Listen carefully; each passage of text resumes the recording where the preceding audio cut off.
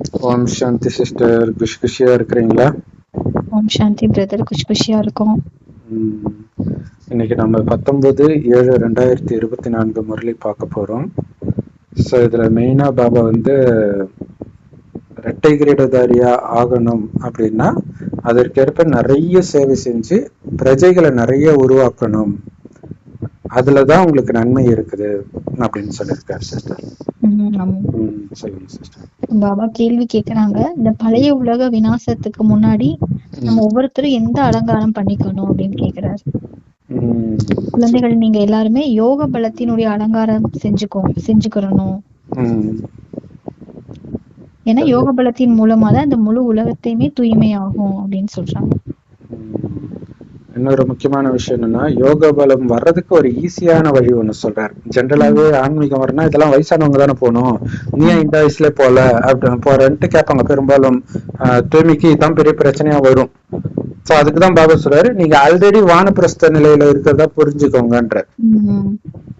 வானப்பிரஸ்த நிலை தான் ஆத்மாவுடைய கடைசி நிலை இது. அதனால இப்ப ஒரு தாத்தா பாட்டி உடம்ப அலங்காரம் பண்ணா நல்லாவா இருக்கும்? எல்லாரும் சிரிப்பாங்க. அது மாதிரி இது ஒரு பைசாக்கு பிரயோஜனம் இல்லாத இந்த உடலை அலங்கரிக்கிறதுல கவனம் கொடுக்காதீங்க. அதன் மீது உள்ள பற்றை வைத்து ஆத்மாவை அலங்காரம் பண்ணுங்க, ஞானத்தினாலையும் யோகத்தினாலையும். இதன் மூலமாகத்தான் உங்களுக்கும் நன்மை, மற்றவர்களுக்கும் நன்மை. சோ மற்றவர்களுக்கும் இந்த ஞானத்தை கொடுத்து இந்த அலங்காரத்தை கற்றுக் கொடுங்க. சோ அதற்கான கருணை இருக்கணும். சோ உலகம் அழியறதுக்குள்ள உங்களையும் மற்றவர்களையும் அலங்காரப்படுத்திக்கோங்க. ரெடியா இருக்கிற நாராயணனா போறதுக்கு அப்படின்னு சொல்றாரு. சொல்லுங்க சிஸ்டர். பாபா சொல்றாரு, பாபா வந்து வருவதே இந்த தூய்மை ஆவதற்கான வழி சொல்வதற்கு தான். அவர் இந்த ஒரே ஒரு விஷயத்துக்காக மட்டும்தான் நம்ம கூப்பிட்டோம், பரித்த பாவனரே வாங்கன்னு சொல்லி. ஏன்னா இப்ப உலகம் ரொம்ப தூய்மையற்ற நிலையில இருக்கு, அதை தூய்மையா மாத்துறதுக்காக நம்ம பாபா கூப்பிட்டோம், இப்ப வந்திருக்காரு. சோ இப்ப வந்து உலகமே மாறிட்டு இருக்குது. சோ யாருக்கும் தெரியாது இந்த உலகம் எவ்வளவு நாள் இருக்க போகுதுன்ட்டு. தெரியாம தான் நிறைய பில்டிங் கட்டிட்டு இருக்கிறாங்க, கோயில் கட்டிட்டு இருக்கிறாங்க. ஆனா எப்படி வந்து ஸ்ட்ராங்கான பில்டிங்க்குன்னு ஒரு ஆயில் சொல்றாங்களோ, வீக்கான பில்டிங்க்குன்னு ஒரு ஆயில் சொல்றாங்களோ, அந்த மாதிரி இந்த உலகத்துக்கும் ஒரு ஆயில் இருக்குதுன்றது அவங்களுக்கு தெரியாது. பாபா நமக்கு தான் சொல்றாரு, முடிய போகுது, புது உலகம் உருவாகிட்டு இருக்கு, தயாராகுங்க அப்படின்னு எச்சரிக்கை கொடுக்கிறாரு. அங்க வெறும் சுகம்தான் இருக்கும், அதனால புத்தியை இந்த துக்கதாமத்துல இருந்து நீக்கிடுங்க அப்படின்னு சொல்றாரு. அதுக்கு வந்து ஆத்மான்னு வந்து அப்பாவை மட்டும் பிடிங்க, மத்த எல்லாம் அழியக்கூடியதை ஏன் பிடிக்கிறீங்கன்ற. சோ இதே பாதையை மற்றவர்களுக்கும் காட்டுங்க அப்படின்னு சொல்றாரு. சொல்லுங்க சிஸ்டர். பாபா வந்து உலகத்துல யாருமே அவரை தெரிஞ்சுக்கல. அவரை அவர் யாரு எப்படி இருக்காருன்னு தெரிஞ்சிருந்தா தானே அவரை புரிஞ்சுக்க முடியும், அவர்கிட்ட இருந்து அடைய வேண்டியதை அடைய முடியும். அவரை சர்வ வியாபின்னு சொல்லி ஆமை அவதாரம், மீன் அவதாரமா இருக்காரு அப்படின்னு சொல்லிட்டீங்க. அது மட்டும் இல்லாம கல்லு முள்ளுல எல்லாம் அவர் இருக்காருன்னு சொன்னா எப்படி அவர்கிட்ட தந்தைன்னு எப்படி தெரிஞ்சுக்கிறது, அதுல இருந்து அவர்கிட்ட இருந்து ஆஸ்தி எப்படி அடையிறதுன்னு கேக்குறாரு. கரெக்ட். ஏன்னா இவங்க சொல்றதெல்லாம் பார்த்தா இதெல்லாம் எப்பவுமே இருக்கு, அப்ப கடவுள் எப்பவுமே இங்க இருக்காருன்னு அர்த்தம். அப்ப உலகம் மோசமானாலும் கடவுள் அப்படியேதான் இருக்கிறாருன்னு நினைச்சிட்டு இருந்தா அவர் வந்திருக்காருன்னா எங்க நம்புவாங்க? அவரு எங்கும் நிறைந்தவர் இல்லைன்னாதான் அவர் வந்துட்டாருன்னா நம்பி நேரம் ஓடி வருவாங்க. ஆனா இது ஒரு தப்பான ஞானம் வெளிப்பட்டுருச்சு அப்படின்னு சொல்றாரு. சோ அதனால மனிதர்களுக்கு படைப்பை பற்றியும் தெரியாது, படைப்பவரை பற்றியும் தெரியாது, தேவதைகளுடைய ராஜ்யத்தை பற்றியும் தெரியாது, அவங்களுடைய தொழிலை பற்றியும் தெரியாது. அவங்க ஆனா வணங்கிட்டு இருக்கிறாங்க. லட்சக்கணக்கான வருடம் முன்பு நடந்துச்சு, இப்ப ராமாயணத்துக்கு அடிச்சுக்கிறாங்க, அவரெல்லாம் கோடி வருஷத்துக்கு முன்னாடி வாழ்ந்தாருன்ட்டு. இப்ப ஒரு சகோதரி வந்து இல்ல 7000 வருஷம் முன்னாடி தான் அவரை தள்ளி வைக்கணும், வைணவத்தை தள்ளி வைக்கணும், அவங்கெல்லாம் பிராமணர்களே கிடையாது, அப்படி அந்த அளவுக்கு அறியாமையில இருக்கிறாங்க. சொல்லுங்க சிஸ்டர். பாபா சொல்றாரு, மனிதர்கள் என்ன பண்றாங்க, ஏதாவது ஆபத்துக்கள் வந்தா இறைவனை திருப்திப்படுத்துறதுக்காக பக்தி பண்றாங்க, பக்தியில ஈடுபட்டுறாங்க. ஆனா அந்த பக்தியால இறைவன் ஒருபோதும் திருப்தி அடைகிறதே இல்லை அப்படின்னு சொல்றாங்க. சூப்பரான பாயிண்ட். விழுந்து விழுந்து பக்தி பண்ணாலும் அதனால எந்த பலனும் இல்லை, இருந்திருந்தா உலகம் இவ்வளவு மோசமான நிலையை அடைஞ்சிருக்காது. இது தெரியாம அவங்க கடவுளே இல்லைன்னு சொல்லிடுறாங்க. சோ இப்ப கடவுள் வந்து அவரை பற்றிய அறிமுகத்தை கொடுத்து ராஜ்யத்தை ஸ்தாபனை பண்றார். அப்ப அதுக்கு நீங்க முயற்சி பண்ணணும், ஸ்தாபனை செய்யறதுக்கும் நீங்க உதவி பண்ணணும். தானா எல்லாம் நடந்துடாது. சோ அப்ப இந்த யஜ்யத்தை பாத்துக்கிறவங்களும் தேவை. நிறைய குழந்தைங்க வந்து பாபாவை சந்திக்க வர்றதுக்கு காரணம் என்ன? அவங்களுக்கு தெரியும் இவர்கிட்ட இருந்துதான் ஆஸ்தி கிடைக்குது, அதனால அந்த அப்பாவை நான் பார்க்கணும், இல்ல உலக ராஜ்யத்தையே கொடுக்கிறவரை பார்க்கணும்ன்ற ஒரு ஆர்வம் இருக்கணும்ல. கண்டிப்பா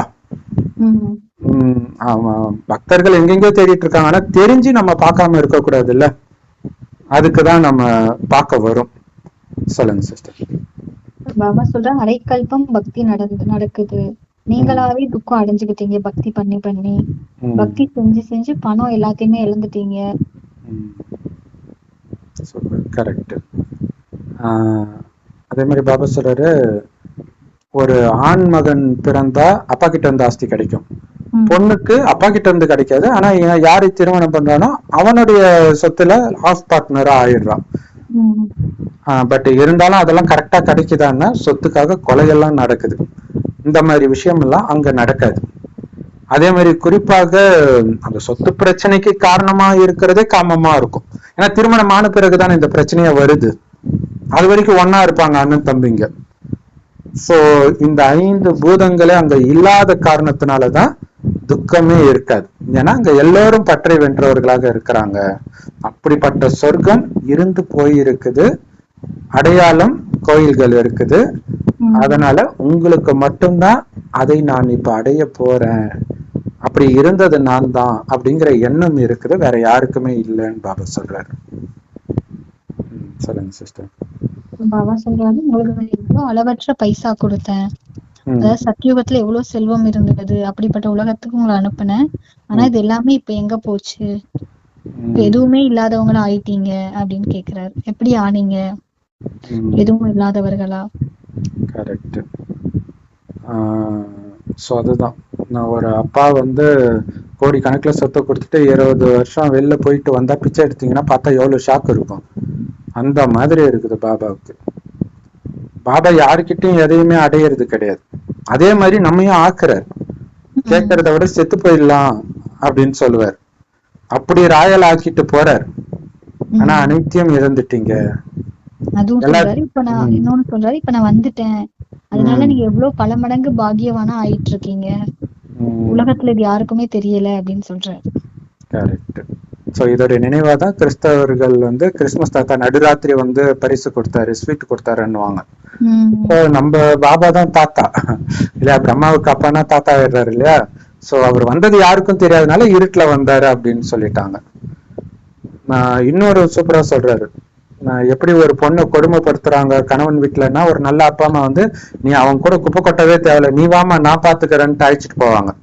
அந்த மாதிரி பாபா சொல்றாரு, இந்த அழுக்கான உலகத்துல நீங்க இருக்க வேண்டிய அவசியம் கிடையாது, வாங்க இதை நான் அழிக்க போறேன் அப்படின்னு சொல்றாரு. அவங்க என்னதான் கோடி கோடியா சேர்த்தாலும் கூட இருக்க போறது இல்லை, எல்லாம் மண்ணோட மண்ணா போக போகுது.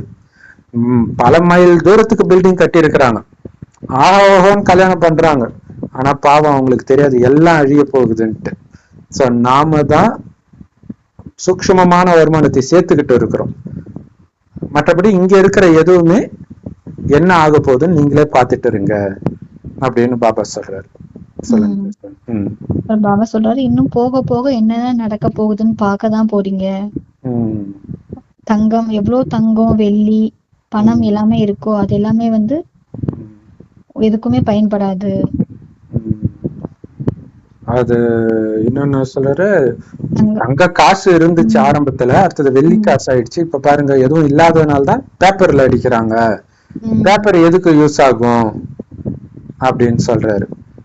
இன்னொரு விஷயம், இந்த முறையில எதுலயும் தெரியல, அந்த தங்கம் எல்லாம் நிறைய பேர்கிட்ட இருக்கு, அதெல்லாம் கடல்ல அடிச்சிட்டு கடலோட கடலா கலக்க போகுது, கடைசியில எங்க பார்த்தாலும் தண்ணியா இருக்கும். சோ அதுதான் கடைசியில சொர்க்கத்துக்கு. என்னைக்கு முரளி? இன்னைக்கு முரளில. சரி சரி. அதுதான் கடைசியில சொர்க்கத்துக்கு வரப்போகுது. அப்ப பாருங்க, நமக்கு தானாவே வரப்போகுது. அவன் கஷ்டப்பட்டு சம்பாதிக்கிறது நமக்கு ஜாலியா வரப்போகுது. அதுக்கு பண்ண வேண்டிய முயற்சி எல்லாம் தூய்மையா இருக்கிறதுனால உலகத்தையே அடையிறோம். இதை தெரிஞ்சுக்கணும். தூய்மை இழக்கிறதுனால உலகத்தை இழக்கிறீங்கன்னு புரிஞ்சுக்கணும். மத்தபடி இங்க இருக்கு இந்த உலகமே இன்னும் கொஞ்ச நேரத்துக்கு தான் இருக்க போகுது. சோ இந்த உடல் எவ்வளவு அழகாக இருந்தாலும் ஒரு பைசாக்கு பிரயோஜனம் இல்லை. ஏன்னா எல்லாமே அழிய போகுது. அதுல மயங்கி சொர்க்கத்தை இழந்துடாதீங்க.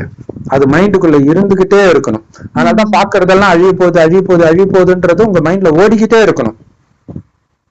ரொம்ப இன்னைக்கு பெரிய பெரிய அழகான நடிகைகள் எல்லாம் வந்து இந்த கேன்சர் அந்த கேன்சர் விதவிதமான நோய் எல்லாம் சொல்றாங்க. ஆனா பார்க்கும்போது அது தெரிஞ்சிருக்காது இல்ல. சோ அது தெரிஞ்சிருக்கணும் நமக்கு.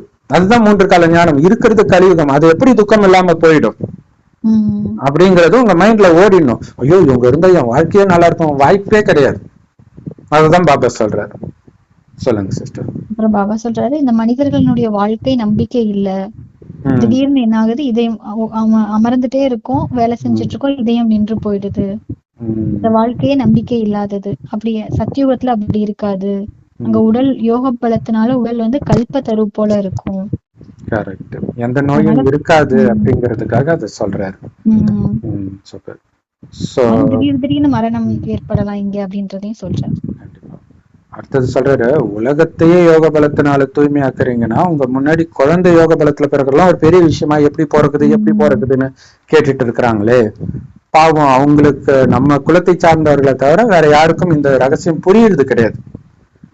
ஏன்னா எல்லாம் வீட்டுல போய் ரெஸ்ட் எடுக்க போறாங்க. அவங்க அதை வீடுன்னு கூட நினைக்கிறது கிடையாது. அவங்க என்ன நினைச்சுக்கிறாங்கன்னா ஒரு ஆத்மா போகும் ஒரு ஆத்மா வரும் அப்படி புரிஞ்சுக்கிறாங்க. அப்படி இருந்தா மக்கள் தொகை எப்படி ஏறும்?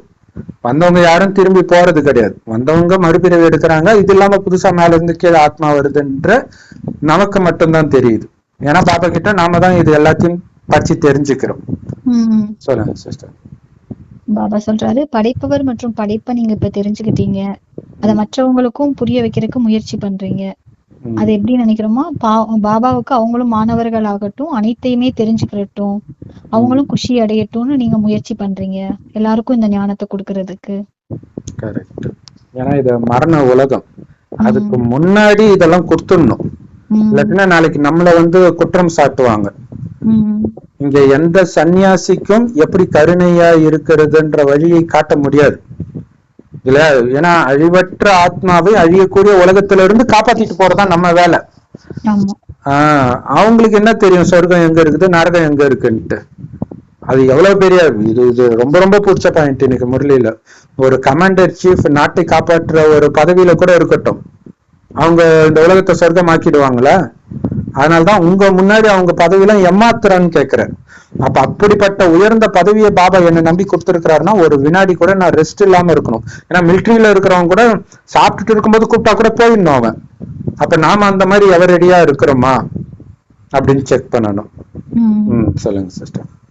அப்புறம் பாபா சொல்றாரு, இது இப்ப நம்ம இப்ப அமரலோகம் போக போறோம். அரைக்கல்பம் வந்து பொய்யான கதைகளை கேட்டுட்டே வந்துட்டோம். இப்ப இந்த மரண லோகத்தோட கடைசிக்கு வந்துட்டோம். அதனால என்ன பண்ணணும், நம்ம அமரலோகம் போறோன்ற குஷியிலேயே இருங்க. குஷியின் பொக்கிஷத்தை இங்கேயே நிரப்புங்க. வருமானத்தை ஈட்டுறதுலயும் பையன் நிரப்புறதுலயும் நல்லா ஈடுபடுங்க. நேரத்தை வீணாக்காதீங்க. மற்றவங்களுக்கு சேவை செய்யணும், பையன் நிரப்பணும், அவ்வளவுதான். இதுல கவனம் கொடுக்கணும். இங்க இருக்கக்கூடிய ஏரோப்ளேனு லைட்டு இதெல்லாம் சொர்க்கத்துக்கும் வந்துடும். அது டெக்னாலஜி மாதிரி புஷ்ப விமானமா வரும். ஆனா இப்ப வந்து மரணம் வரப்போகுது அப்படிங்கறது யாருடைய புத்தியிலும் இல்ல. வீட்டுல உட்கார்ந்த இடத்துல பாம்பு போட்டு அழிச்சிருவாங்க எல்லாத்தையும். அதுக்கப்புறம் மிலிட்ரிக்கு எல்லாம் வேலையே கிடையாது. ஒரு செகண்ட்ல ஒரு இடத்துல இருந்து பட்டன் அமுத்தினாலே உலகத்தை அழிக்கக்கூடிய ஆயுதம் வந்த அப்புறம் எதுக்கு மிலிட்ரிக்கு காசு கொடுக்கணும்? அதனால மிலிட்ரியில இருக்கிறவங்க எல்லாம் வீட்டுக்கு அனுப்பிச்சிடுவாங்கன்னு பாபா சொல்லி இருக்கிறார். ஆல்ரெடி இந்தியாவில அந்த மாதிரி பண்ணாங்க. அதுக்கு பெரிய எதிர்ப்பு எல்லாம் வந்துச்சு. சும்மா டெம்பரரி பேசிஸ்ல கான்ட்ராக்ட்ல ஆள் எடுக்கிறது. இந்த வயசுல இருந்து இந்த வயசுல எல்லாம் கடுப்பாயிட்டாங்க. ட்ரெயின் எல்லாம் கொளுத்துனாங்க. இது கொரோனாவுக்கு முன்னாடி நடந்துச்சு. சரி சொல்லுங்க சிஸ்டர். இன்னொன்னு ஏரோப்ளேனு இதெல்லாம் கூட தேவையில்லையா? எதுக்கு விமானப்படை?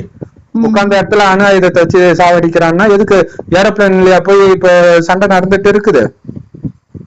ஏரோப்ளேனை பார்த்தாலே கீழே இருந்து ஏவுகணை விட்டு அடிச்சிருவோம். அப்புறம் ஏரோப்ளேன் எதுக்கு யூஸ் ஆகும்? சோ இதெல்லாம் எடுத்துருவாங்க. யாருக்கும் வேலை இல்லாம போயிடும்.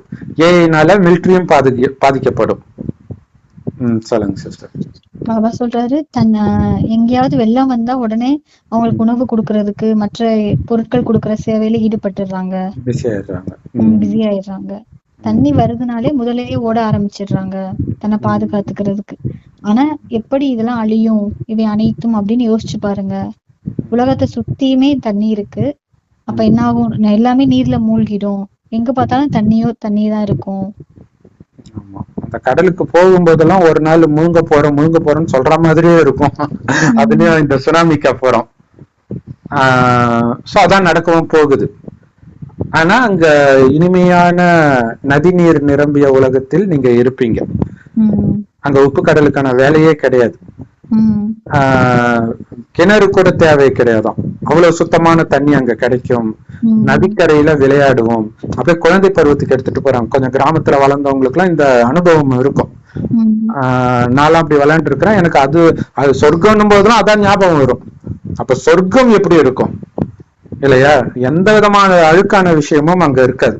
சோ அந்த மாதிரி உலகத்துக்கு போறோன்ற செய்தியை நீங்க எப்படி அந்த மிலிட்டரிக்காரங்க டக்குன்னு வேலை செய்யறாங்களோ அந்த மாதிரி இந்த செய்தியை நீங்களும் படிச்சு மற்றவர்களுக்கும் இந்த செய்தியை கொடுக்கணும் அப்படின்னு பாபா சொல்றாரு. சொல்லுங்க சிஸ்டர். பாபா சொல்றாரு,